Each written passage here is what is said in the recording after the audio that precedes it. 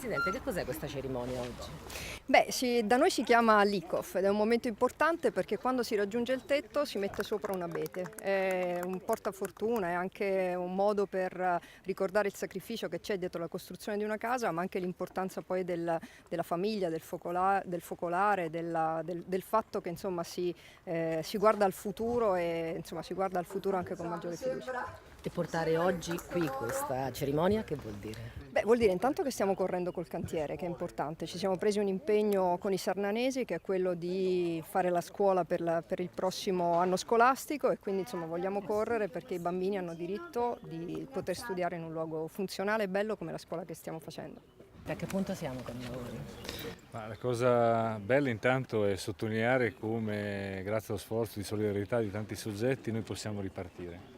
Me ne ha parlato di questa scuola nei banchi, noi abbiamo i nostri banchi come presidenti non so manco dire, qualche settimana fa, e vedere un cantiere a questo punto è la cosa più importante, è la spinta che ci dà a tutti in termini di ripartenza. I cantieri in questo momento sono tanti, questo sta procedendo molto velocemente, si riparte dalle scuole perché il primo punto è ricostituire le comunità, quindi solidarietà, comunità, i valori sui quali vogliamo rifondare la ricostruzione delle Marche.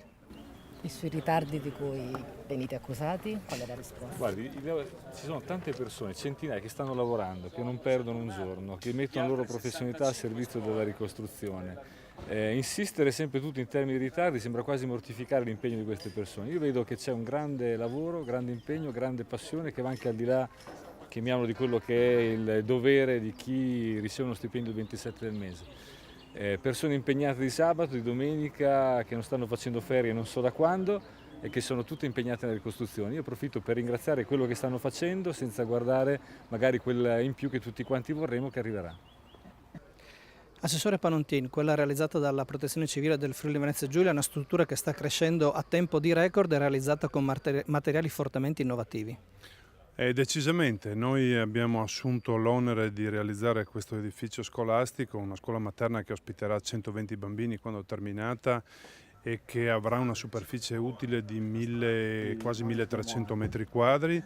Siamo partiti prima demolendo la vecchia struttura, l'abbiamo fatto per conto del commissario alla ricostruzione, ci siamo assunti l'onere, abbiamo fatto l'intervento attraverso una ditta del Friuli Venezia Giulia e poi subito dopo abbiamo fatto la gara per la costruzione vera e propria, gara partita il 18 di aprile e abbiamo posato la prima pietra, consegnato i lavori e posato la prima pietra l'8 di maggio. Siamo a 60 giorni di distanza, siamo più o meno a metà del tempo previsto per l'esecuzione e la consegna dell'opera.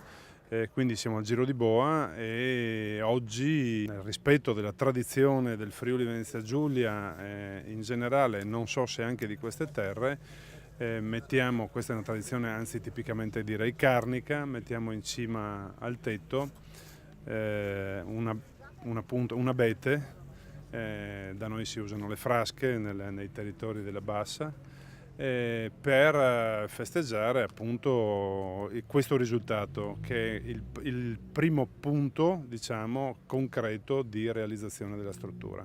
La caratteristica, oltre a una tempistica eccezionalmente contratta, evidentemente breve, come normalmente non accade nelle opere pubbliche, è quella di aver realizzato, o meglio stiamo realizzando un intervento che è prossimo all'impatto zero sotto il profilo energetico, vanta tutta una serie di caratteristiche costruttive che consentiranno infatti di accedere ai finanziamenti del GSE proprio per questa particolarità, insomma, e quindi oltre che a realizzare in tempi brevi questa struttura lo facciamo anche con le migliori caratteristiche costruttive ed energetiche del momento.